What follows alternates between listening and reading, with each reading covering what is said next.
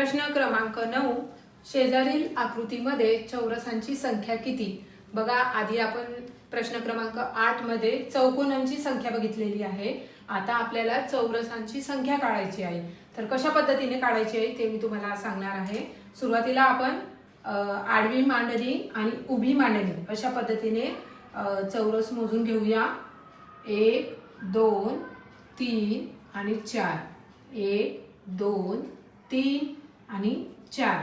आता काय करणार आपण, 2 गुणिले 2 म्हणजे 2 2 3 हे चौकोन चौरस मोजून घेऊया अशा पद्धतीने। आता काय करणार, यांचा गुणाकार करणार। जसे की 2 गुणिले 2 2 गुणिले 2 होतात 4, त्यानंतर 3 गुणिले 3 3 गुणिले 3 होतात 9 आणि 4 गुणिले 4 4 गुणिले 4 होतात 16।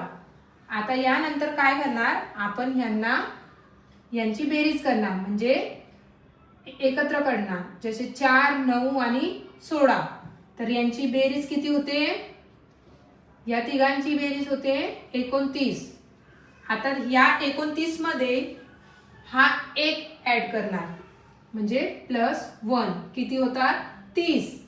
बरोबर, उत्तर आले 30। म्हणजे दिलेल्या आकृतीमध्ये चौरसांची संख्या आहे 30।